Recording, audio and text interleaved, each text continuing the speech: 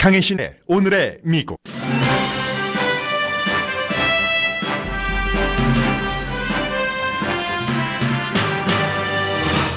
유럽연합이 북한 핵 이슈에서 브로커 역할을 하는 것에 논의 중입니다.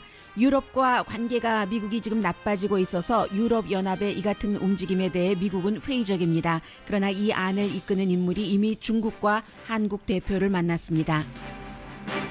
문재인 대통령은 북한 이슈를 푸는데 한국이 주도적 역할을 해야 하며 전시 작전권도 적절한 시기에 주권 국가가 가져야 한다고 워싱턴 포스트와의 인터뷰에서 말했습니다. 트럼프 대통령이 사드에 대해서 물어볼 텐데라는 질문에 대해서는 환경평가가 사드 배치 중지나 철회를 뜻하는 것은 아니라고 답했습니다. 미국 민주당에서는 당을 가리지 않고 대부분의 정치인이 오토 원비어 학생이 북한에 의해 살해됐다고 생각하면서 대북 강경책이 이어집니다. 민주당뿐이 아니라 공화당에서도 마찬가지입니다. 트럼프 대통령은 중국의 역할에 의심을 가지면서 새로운 대북 정책 가능성을 시사했습니다.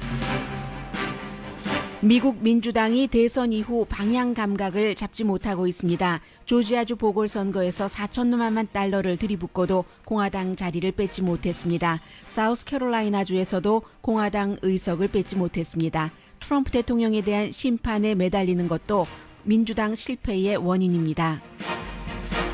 전 세계 택시기사를 울게 하면서 자리 잡은 우버의 창업주가 주주들의 반란으로 사임했습니다. 그렇다고 우버가 사라지는 것은 아닙니다. 재도약을 위한 정립입니다. 세계에서 가장 규모가 큰 연례 개고기 페스티벌이 올해도 오픈됐습니다. 큰 소리로 지저대면서 집을 지키다가 꼬리만을 흔들어서 사람에게 잡혀먹는 개도 있습니다. 미국인이 여름 휴가 중 가장 하고 싶은 것 넘버원은 아무것도 안 하는 것으로 조사됐습니다.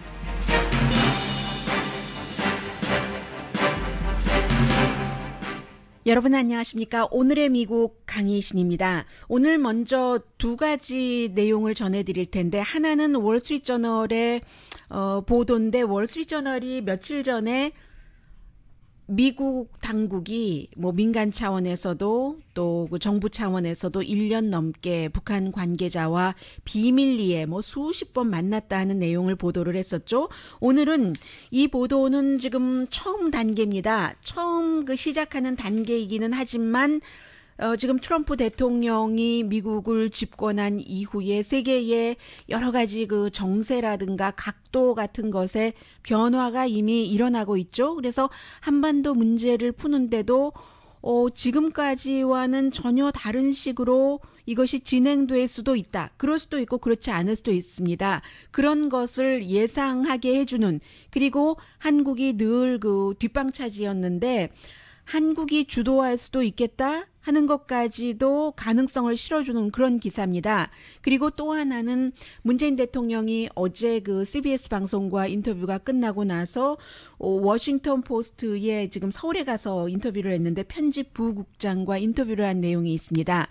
그런데 이 내용은 한국에서 많은 이슈를 가지고 얘기를 했기 때문에 기사 하나당 조각씩 그 본인들이 특히 이제 언론사에서 특히 관심을 갖고 있는 부분이나 더 부각시키고 있는 부분을 따로따로 정리를 했기 때문에 큰 흐름을 볼 필요가 있다고 생각돼서 워싱턴 포스트와 문재인 대통령과의 인터뷰도 좀 앞부분에 정리를 해드리겠습니다.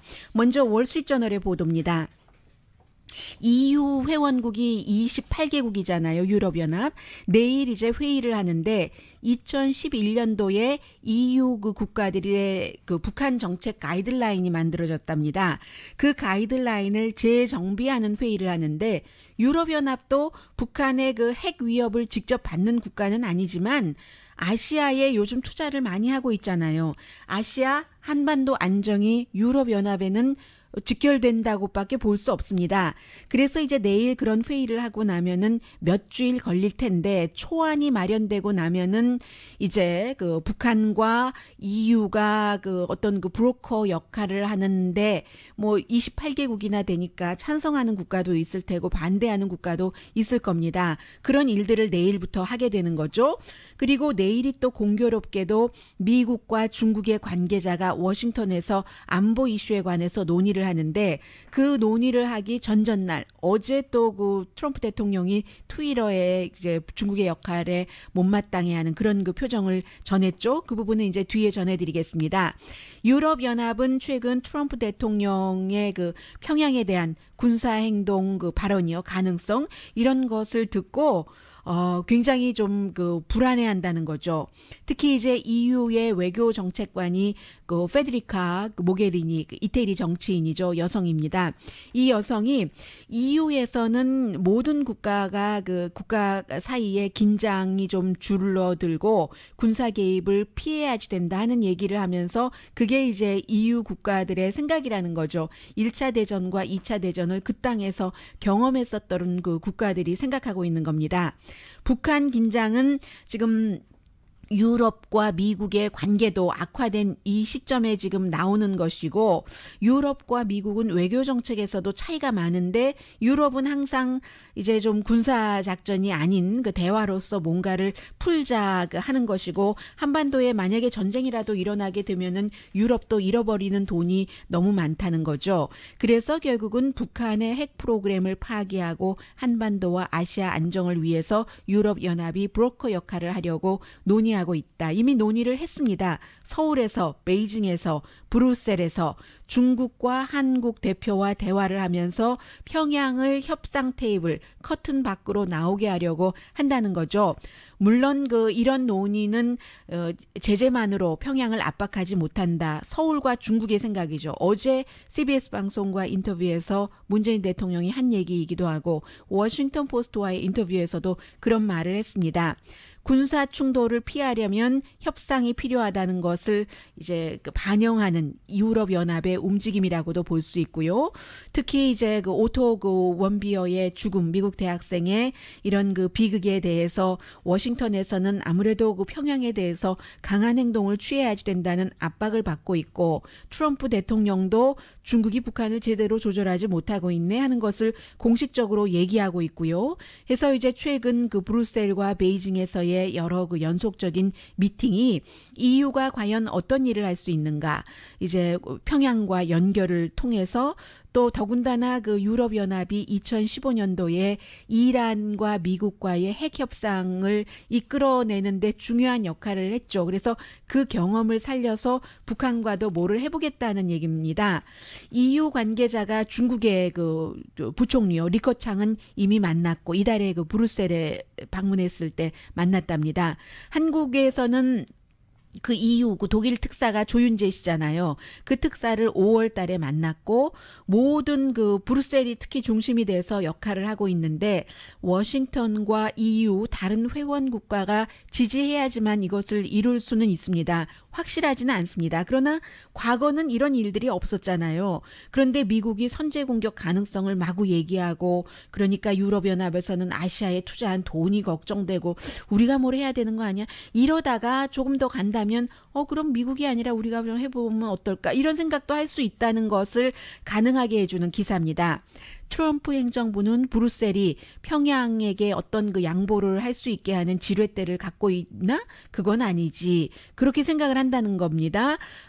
그런데 어쨌든 그 유럽연합은 미국이 그 평양에 경제 제재 지금 계속하고 압박하는 것을 저희가 과소평가하고 있지는 않습니다. 이렇게 아주 그 예의 바르게 얘기를 하고 있어요. 그리고 미국의 뜻도 감안하고 또 서울이 동의하지 않으면 절대로 저희는 앞에 나서지 않겠습니다. 그러나 우리는 안정을 원합니다라고 얘기를 하면서 이런 논의는 일단은 그 초기 단계고 서울의 요청이 없이도 진행하지 않겠다고 얘기를 합니다.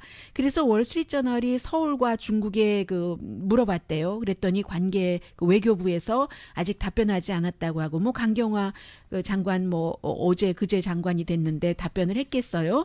그리고 미국 눈치도 봐야지 되는데 유럽연합 28개국 가운데서는 이 아이디어를 대체적으로 지금 조심스럽게 검토는 시작을 했고 수요일이니까 오늘이네요. 시차가 있으니까.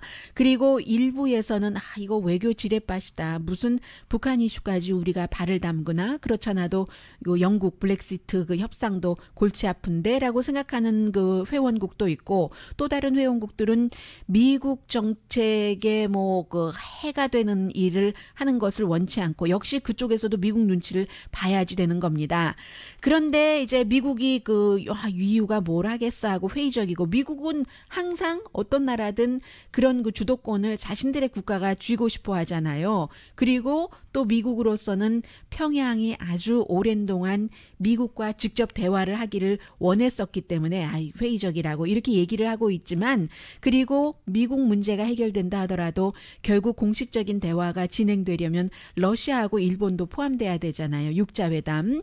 중국이 육자회담을 원하고 있지만 미국은 육자회담 중국이 너무 많은 컨트롤을 갖고 있다고 해서 결국은 반대하는 것 아니겠어요?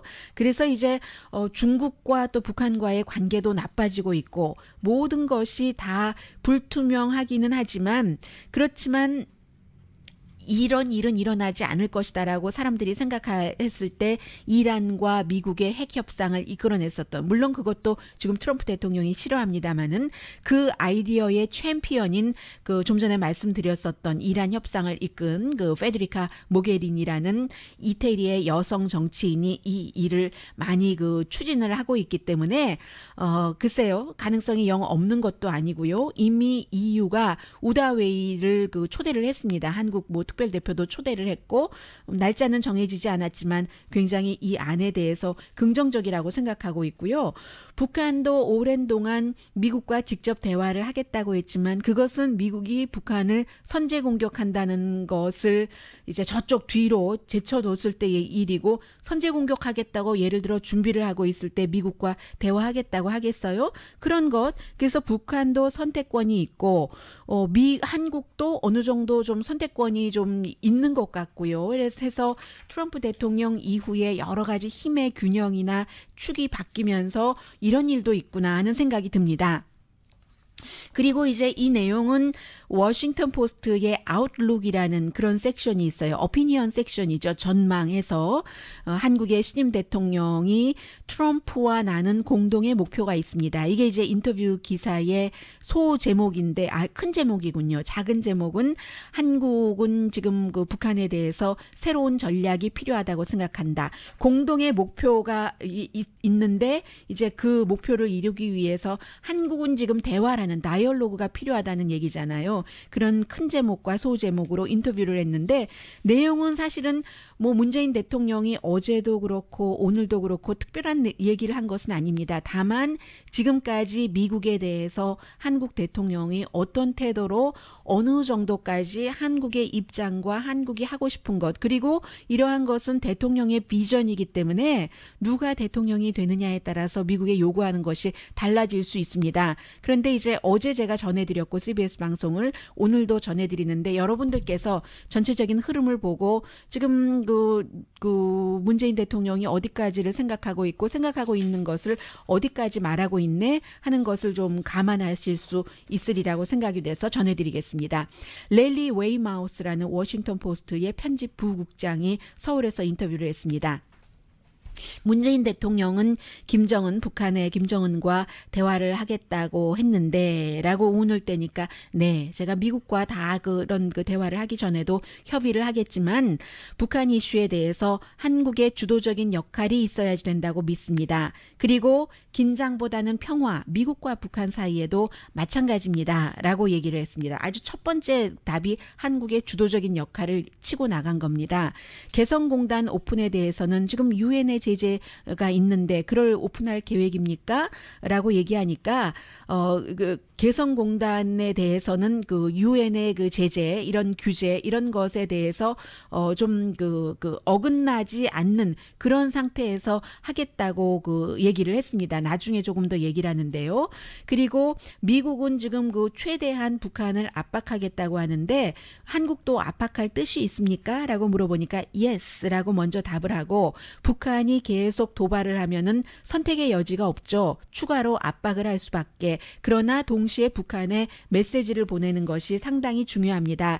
핵을 포기하고 협상 테이블에 오면은 우리가 도와줄 수 있다는 것. 그리고 제가 질문 답변 이렇게 하고 있습니다.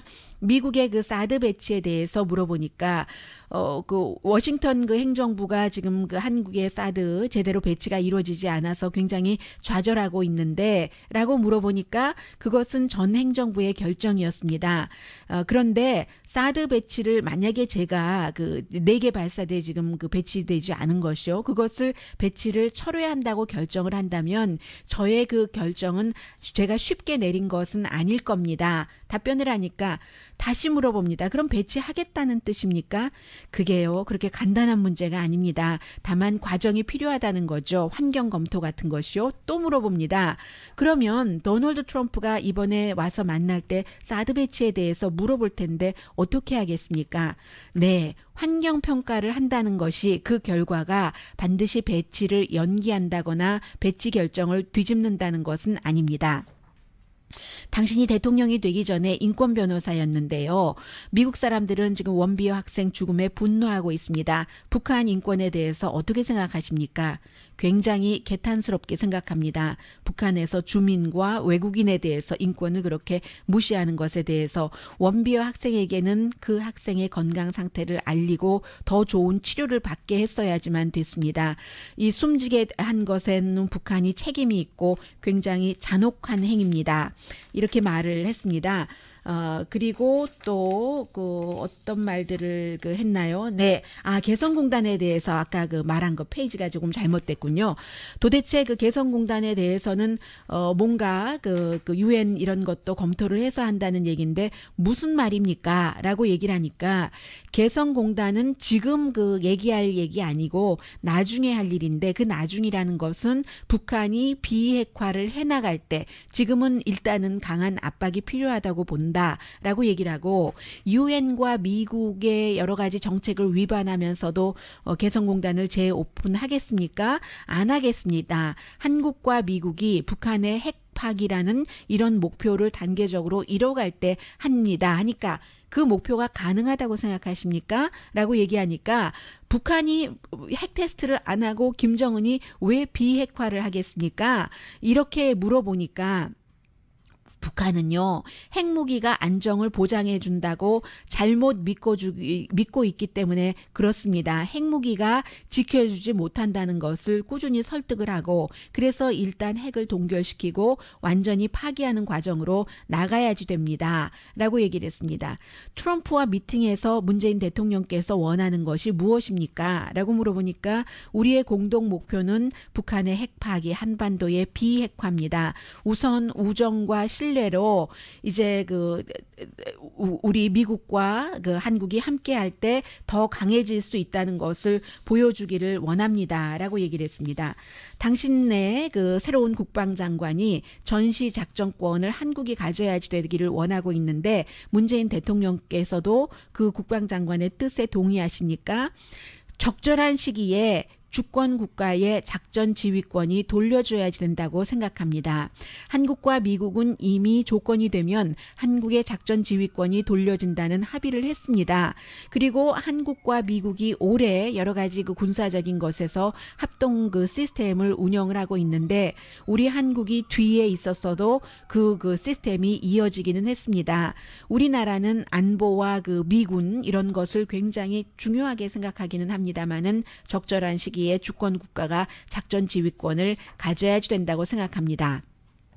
김정은에 대해서 평가해 주십시오. 크레이지한 사람이라고 생각하십니까? 아니면 핵 프로그램을 가지고 스마트한 사람이라고 생각하십니까? 김정은은 비합리적인 리더라고 굉장히 위험한 사람이라고 생각합니다. 그러나 북한을 효율적으로 컨트롤하고 있고 핵 파기 결정권을 갖고 있는 사람입니다.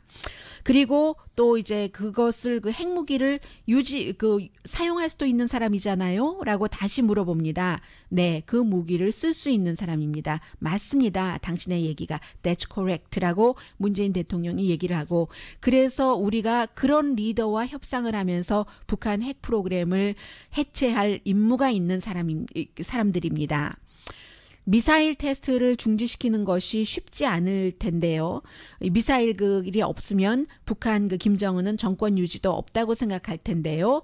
라고 질문을 했습니다. 그러자 북한 핵미사일 없앤다는 것, 이런 것이 북한의 최대의 위협이고 미국에도 최대의 위협일 겁니다. 그런데 우리 한국에는 죽느냐 사느냐의 문제입니다. 문재인 대통령 한국에 그게 더 절실하다는 얘기입니다. 어제 선제 공격을 말하면서 CBS에서 인용을 했었던 Live or Death라는 표현을 하고 있습니다. 김정은이 비이성적인 리더이고 핵미사일이 자신을 보호한다는 비합리적인 믿음을 갖고 있지만 그래도 우리는 계속해서 그것을 파기할 가능성이 있는 제안을 하면서 제재도 하고 압박도 하고 대화도 계속해서 그를 협상 테이블에 나오게 해야지 됩니다. 그러나 북한이 추가 도발을 할 때는 제재한다는 것, 그것은 뭐 당연한 이치고요. 그렇지만 솔직하고 탁 터놓고 대화를 트럼프 대통령과 이 문제 북한과도 대화를 해야지 된다는 것을 하고 싶습니다. 미국에 와서라고 얘기를 합니다. 그러자 이제 워싱턴 포스트 편집인이 도대체 미국이나 다른 나라가 하지 못하는 특별한 한국 행정부만이 할 수 있는 북한과 대화를 할 수 있는 비결이 있습니까? 라고 물어봅니다. 남북한이 대화를 할 때나 북한과 미국이 대화를 한다고 가정할 때도 항상 평행선을 달릴 수 있습니다. 그러나 한국은 한국 나름대로, 미국은 미국 나름대로 다른 역할이 있을 겁니다. 여기에 추가 질문은 없었습니다. 답변도 그게 전부였습니다. 박근혜 전 대통령은 평양에 대해서 굉장히 강성으로 하면서 우간다가 북한으로 돈을 보내는 돈줄 역할을 하는 것을 차단을 했는데 라고 이제 긍정적인 평가로도 볼 수 있는 그런 얘기를 꺼내자 문재인 대통령은 그랬어도 북한에 영향을 미치지 못했고 북한은 핵 개발을 계속 했었습니다. 그렇다면 문재인 대통령 당신의 메시지는 뭡니까? 네. 북한에 대해서 이중적인 메시지를 보내야지 됩니다. 미사일로 절대로 정권을 지킬 수 없고 미사일 개발을 포기하면 여러 가지 좋은 점이 있다는 것을 메시지를 보내야지 됩니다. 그리고 이제 나머지는 이산가족 이런 것은 계속 한다고 했고 그럼 돈 보는 것도 허락하는가 했더니 그것은 UN 결의안에 어긋나기 때문에 하지 않는다고 했고요. 마지막으로는 2015년 일본과 박근혜 정부가 합의를 했었던 위안부에 대해서는 국민 정서가 그렇지 않고 특히 피해자들이 받아들이지 못한다라고 답변을 했습니다. 그러나 그렇다고 해서 이 위안부 이슈 하나로 한일 간의 관계가 완전히 단절되고 다른 외교 관계도 수립되지 않는다는 그런 것은 아닙니다라는 게 문재인 대통령의 워싱턴 포스트 부편집장의 질문에 대한 답변이었습니다.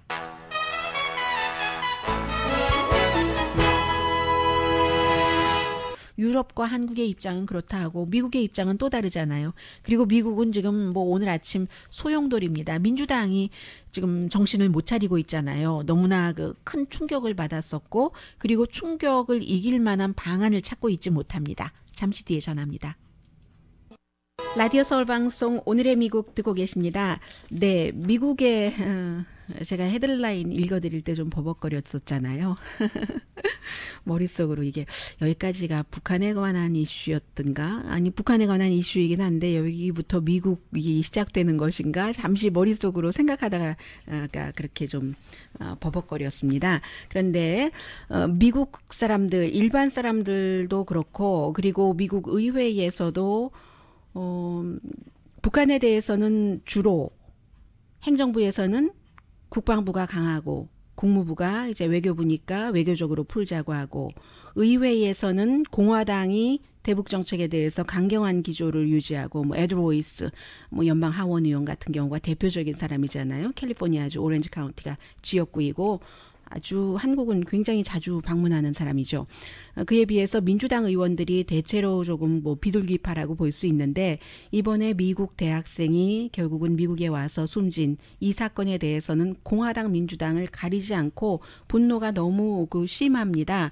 그래서 미국에 와서 이 대학생이 숨졌다 하더라도 전부 북한이 살해자다라고 얘기를 하는데 아주 대표적인 미네소타가 지역구인 알 프랭큰 의원도 그렇게 얘기를 합니다. Do you think that he was murdered?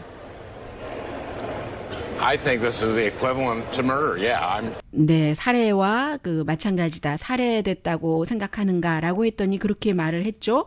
내가 그의 부모라면 북한이 살해했다고 생각을 하겠다라고 했습니다. 뿐만이 아니라 이제 또 다른 민주당이요. 델라웨어가 지역구인 크리스 쿤 의원도 마찬가지로 미국 그 시민을 살해한 것이라고 하면서 지금 있는 코리안 아메리칸 3명도 석방을 해야 된다라고 주장을 합니다. By a number of my colleagues, both Republicans and Democrats here in the Senate today, as tantamount to murder of an American citizen.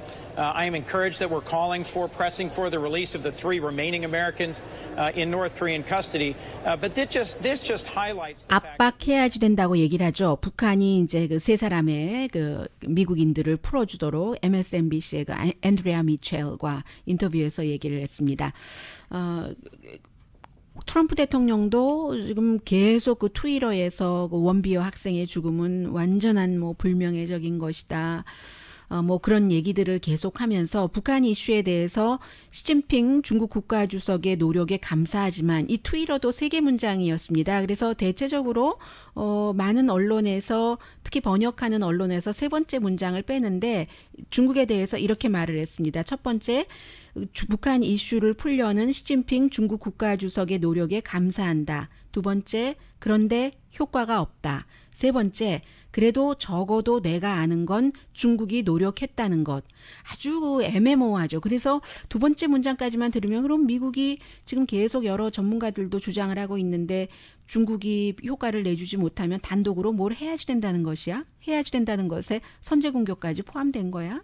이렇게 미국 대학생이 숨진 마당에 이렇게 두 번째 문장까지는 짐작할 수 있는데 또 세 번째 다시 적어도 내가 아는 건 중국이 노력했다는 것이다. 하니까 그 의도적으로 이제 트럼프 대통령이 그 의중을 알 수 없게 했다고도 볼 수 있고 본인도 결정하지 못했다고도 볼 수 있고 이런 것을 결정하기에 또 너무 많은 일들이 있고요. 지금 뭐 대통령, 부통령도 뭐 러시아 사건과 관련해서 그 변호사 하이어했죠. 이제 제프 세션스 법무장관도 변호사 하이어했죠. 본인의 사위도 변호사 하이어했죠. 본인도 변호사 하이어했죠. 너무 문제들이 많으니까 집중해서 이것을 어떻게 풀 수 있는 시간이 있을지 모릅니다만 그래도 데드라인이 있어서 다음 주에 문재인 대통령을 만날 때쯤이면 어떤 입장이 정리가 되겠죠.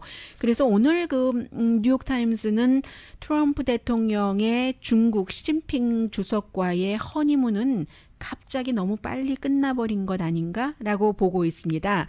트럼프 대통령이 자신의 그 리조트에 초대를 하고 나서 뭐 많이 뭐 역사 강의까지 들은 듯 하면서 한국에 대해서는 잘못된 표현도 하고 있는데 그렇게 시진핑 중국 국가주석을 극진히 대접을 하고 또 이제 존중하는 것을 표현을 했는데 뭐 괜히 그랬겠어요. 북한에 대해서 압박 좀 많이 해주십시오. 그런데 중국이 한반도 통일되는 것도 원치 않고 지금 이 상황에서 통일이 되면은 여러 가지 상황이 한국이 특히 경제력이 너무 강하기 때문에 미국에 가까운데 현재로서는 그런 한국의 주도로 여러 가지가 이루어지는 게 중국이 왜 좋아하겠어요. 그것도 싫어하고 뭐 여러 가지 등등 해서 이 상태를 유지하고 싶어하는 것이 사실은 그 중국이잖아요.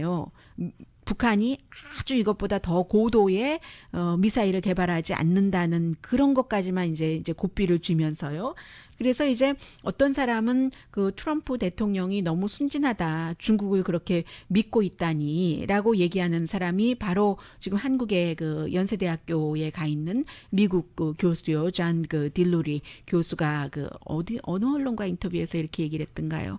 잘 기억나지 않는데 오늘 그런 인터뷰도 했습니다. 그래서 지금 그 미국의 입장이 아주 그 애매모호한 것 같고 그래서 좀 전에 말씀을 드렸었던 유럽연합이 아니 우리가 북한 핵 이슈 다리를 좀 놓아보는가? 왜냐하면 유럽연합은 28개 국가나 있기 때문에 그중에 일부는 뭐 김정은도 가서 살았던 나라도 있고 뭐 예를 들어 많은 김씨 일가 패밀리가 그곳에 가서 어렸을 때 공부했던 나라도 있고 친구들도 있고 하잖아요. 커넥션이라는 게 있잖아요. 미국보다는 오히려.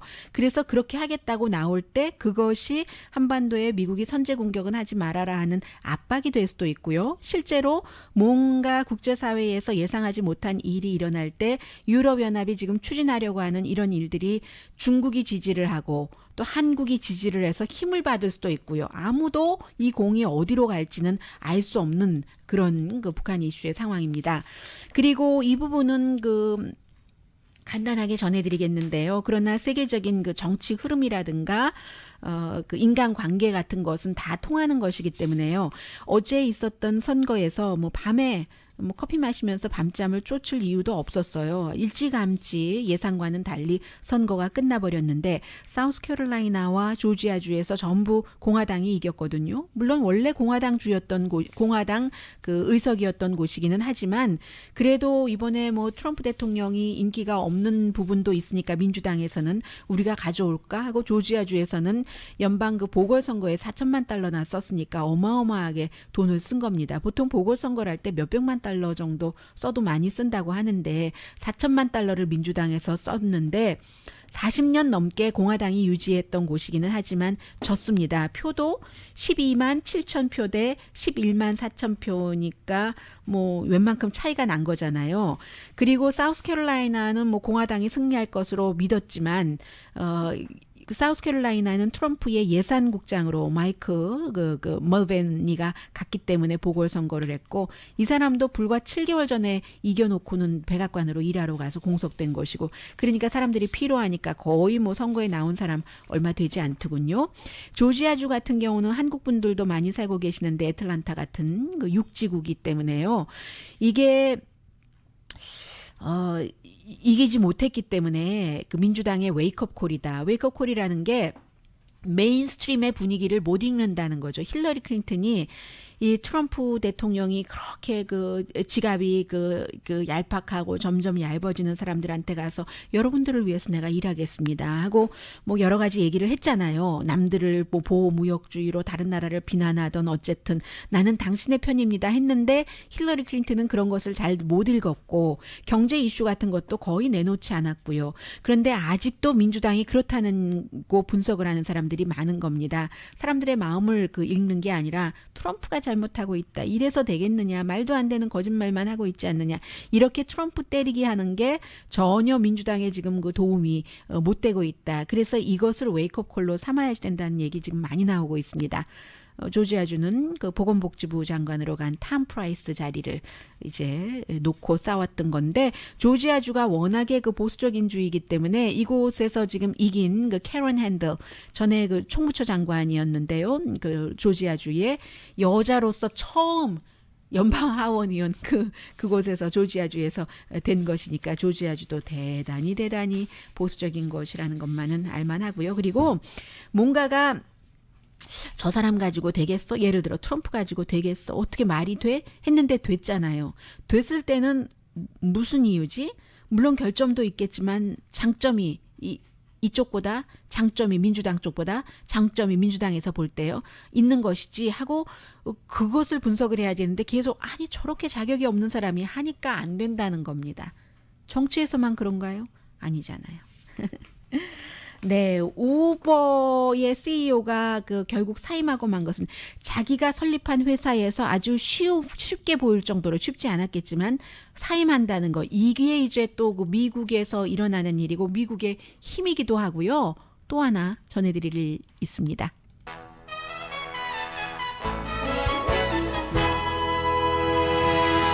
라디오 서울 방송 오늘의 미국 듣고 계십니다. 우버 CEO 그 창립자가 트라비스 칼라닉이잖아요. 어제 사임했는데 주주들이 특히 이제 5명의 큰 투자가가 편지를 보냈답니다. 곧 내려가라. 새로운 리더십이 필요하다. 여러 가지 지금 성희롱 소송도 걸려 있고 연방 조사 받는 것도 있잖아요. 그래서 결국은 사임을 하기로 했는데 이사로는 남는답니다. 아주 젊은 사람이잖아요.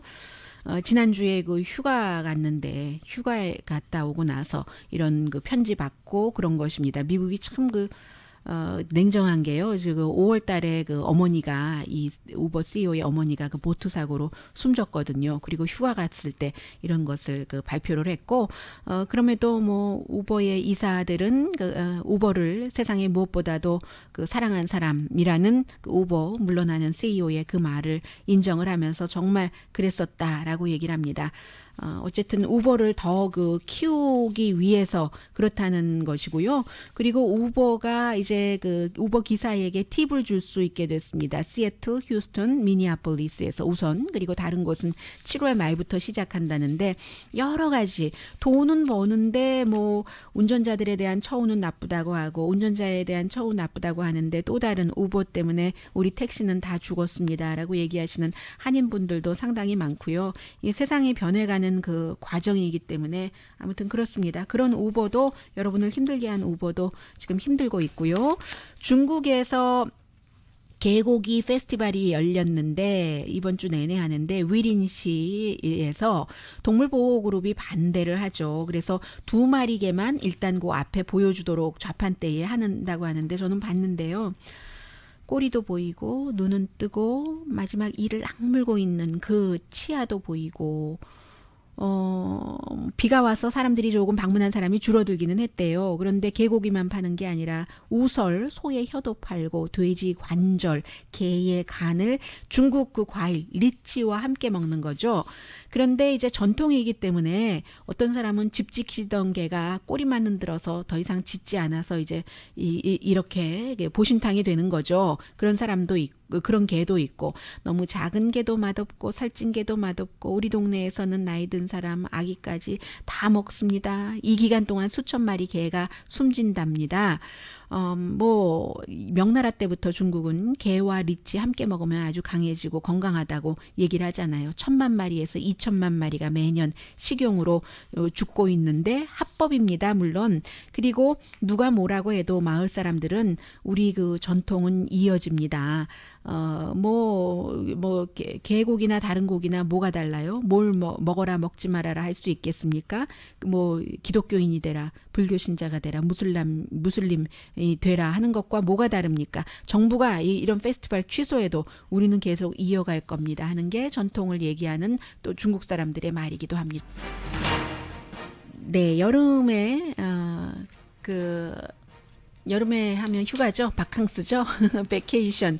이 베케이션에서 미국 사람들은 4분의 3이 휴가 때 쉬고 싶다라고 답변을 했거든요. AP통신의 여론조사 결과입니다.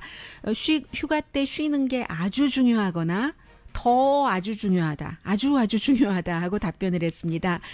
특히 이제 그 웹사이트 같은 것 끄는 거 이런 것도 그 중요하다고 했고 그런데 미국 사람들이 휴가라고 얘기할 때는 집에서 쉬는 것이 아니라 어디 다른 데 가서 그냥 편안하게 하이킹하고 막 이러는 게 아니라요. 그물 그 침대요. 해먹 같은 데 이렇게 누워서 쉬는 것을 굉장히 좋아하고요.